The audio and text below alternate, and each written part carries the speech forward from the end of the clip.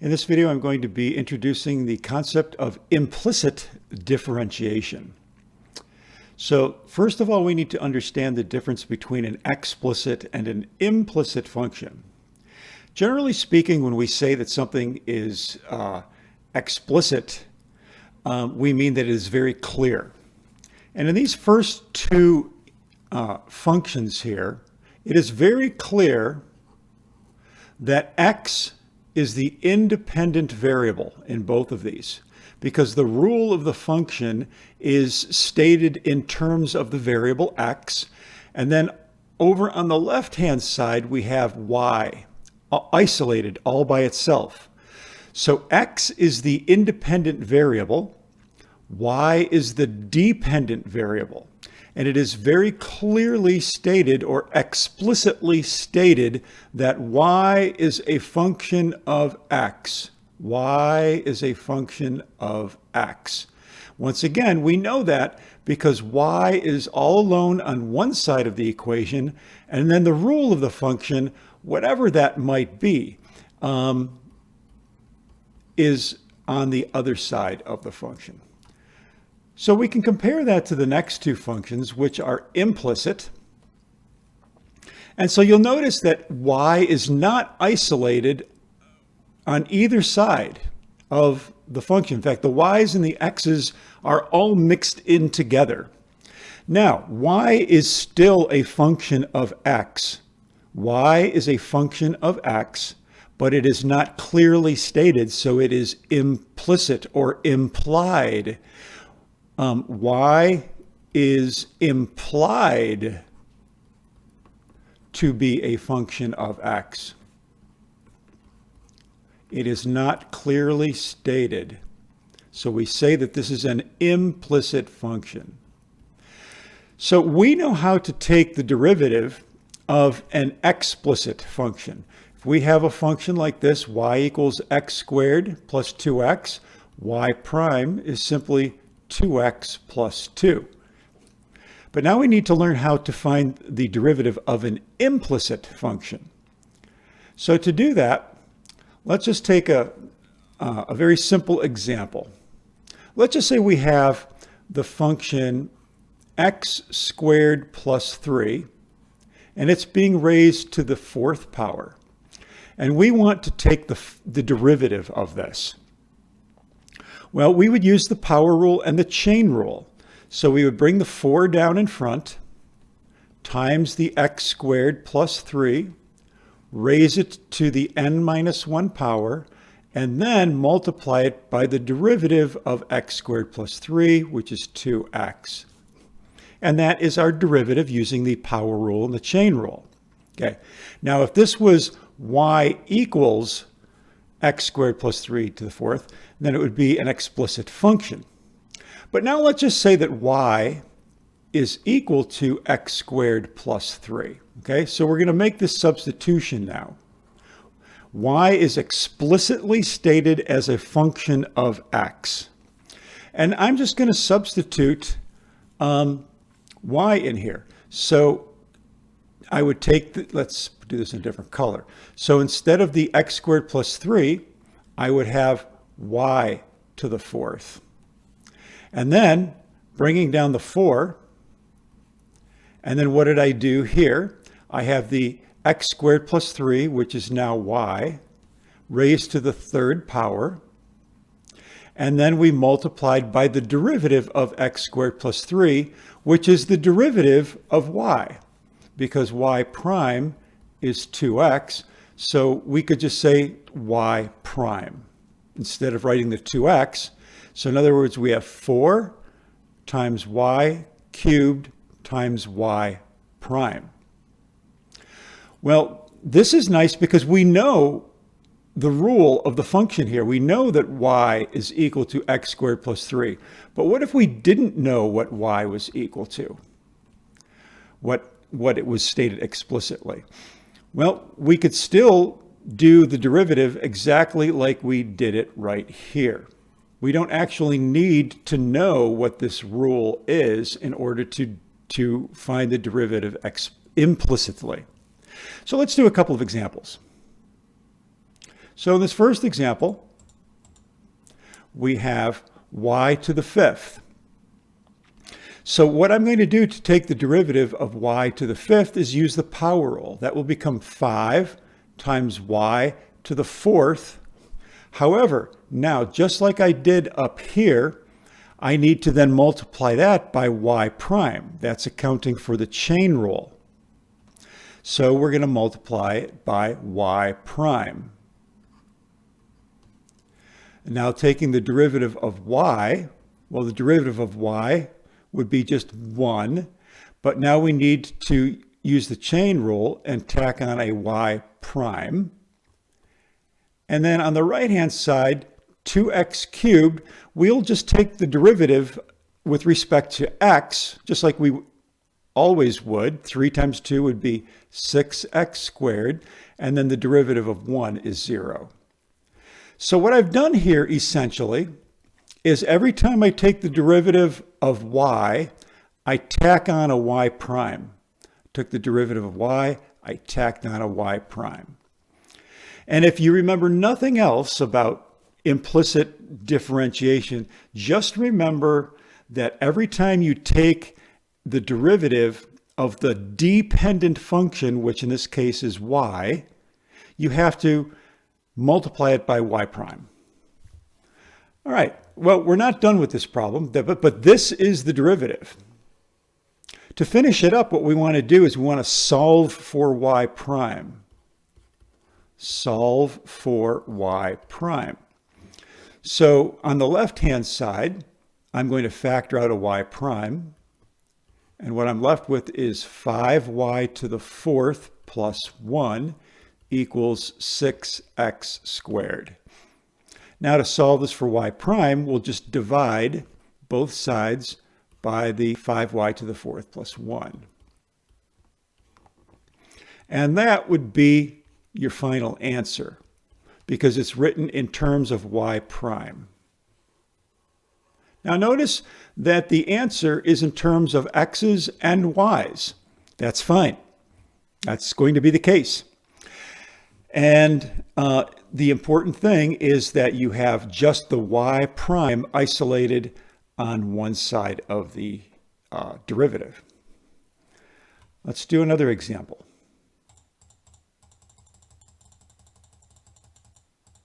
Okay, in this one, we have a product now. We have e to the x being multiplied by y cubed on the left-hand side. So we have to use the product rule. So we have to use the product rule as well as implicit differentiation. And the reason that we have to use implicit differentiation is because the x's and the y's are all mixed in together. So let's let f of x be equal to e to the x, and the derivative of that is going to be e to the x. Let g of x be equal to y cubed. The derivative of that is going to be 3y squared times y prime. Okay, so notice I did the implicit differentiation here. We're taking the derivative of a y, and so remember the golden rule here. Whenever you're taking the derivative of y, which is the dependent variable, we multiply it by y prime. So the product rule says y prime is going to be equal to f prime g plus fg prime. And let's not forget that there is a right-hand side to this equation too. So I don't really want to write this right here, okay? That we're going to have that. This is going to be the left-hand side of this equation. So f prime is e to the x times g, which is y cubed, plus f, which is e to the x, times g prime, which is 3y squared y prime. And now that is equal to, over here on the right-hand side, the derivative of 2 is 0. So this is the derivative, but now we have to solve it for y prime. We want to solve it for this. So that means that we are going to take this and move it over to the other side. So we'll have e to the x times 3y squared y prime is equal to e to the x times y cubed, and that would be a minus, because we're subtracting that to the other side. And then we're going to divide everything through by these right here. And what we finally get is y prime is equal to negative e to the x y cubed divided by 3y squared and the e to the x. And that would be the final answer. And once again, notice that we have x's, and y's all mixed together in our final answer, which is just fine. Now, just to show you that implicit differentiation will give us the same answer as an explicit problem, let's do one both ways. So this next problem, we're going to do it in two different ways. Now, normally you can only do an implicit function implicitly, but this one we can change it around a little bit. So first, let's do it explicitly. So we can take this and solve it for y. So 2x plus 3y equals 7. We can have 3y is equal to 7 minus 2x, or y is equal to 7/3 minus 2/3 x. All right, and then y prime is negative 2/3. There we have it. There is the derivative. First, we had to take something that was written implicit. Okay, this is implicitly because the x's and y's are all together on the left-hand side. I rewrote it so that it was explicit, which is this, and then I took the derivative using the rule. Well, let's just do this using implicit differentiation. So we have 2x plus 3y equals 7. So x is the dependent variable, so we just take the derivative the normal way. Derivative of 2x is 2. The derivative of 3y would be 3, but because y is the dependent variable, we multiply it by y prime. And then 7 just becomes 0. The derivative of a constant is 0. Solving this for y prime, we would have 3y prime equals negative 2, or y prime is equal to negative 2/3. So we have the same answer both ways. But once again, if something is written implicitly, you usually cannot rewrite it explicitly. In this case, we could. Let's do one more. So in this problem, we again have a couple of product rules that we have to deal with here. We have a product here, and we have a product here. So for the first one, for x e to the y, we're going to let the first function be f of x is equal to x. F prime of x is 1. And then g of x is e to the y. And the derivative of that is e to the y, y prime. That's for this. Now, for the second one, here we have y e to the x. Let's let f of x be equal to y. So f prime of x would be 1 y prime. G of x would be e to the x. And so g prime will be e to the x. So putting all this together in the product rule, for the first one, for this one, we're going to have f prime, which is 1, times g, which is e to the y, plus f, which is x, times g prime, which is e to the y, y prime.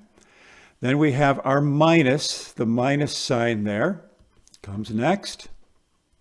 And then we're doing this right here. So we have f prime, which is y prime, times g, plus f, which is y, g prime, which is e to the x, equals, and now on the right-hand side, the derivative of this constant is simply 0. All right, so that's the derivative. What we need to do now is we need to solve for y prime. So where are my y primes? I actually have two of them. Here's a y prime, here's a y prime. So using our basic algebra techniques, we want to take anything that does not have a y prime, which is this and this term, and add them to the other side of the equation. So I will have x e to the y prime minus e to the x y prime, that's these two, is equal to, subtracting this, I have minus e to the y, and now subtracting this, minus y e to the x. Now we can factor out, let's see, I wrote this a little bit crazy here. This looks like it's almost to the power. It's not. This is x e to the y, e to the x e to the y, y prime. There we go. That's this. So now let's factor out these primes. So factoring out the y prime, we would have x e to the y minus e to the x is equal to negative e to the y minus y e to the x, and then dividing by all of this, we'll have the final answer, which looks something like this. Y prime is equal to negative e to the y minus y e to the x all over x e to the y minus e to the x. And this would be our final answer right there.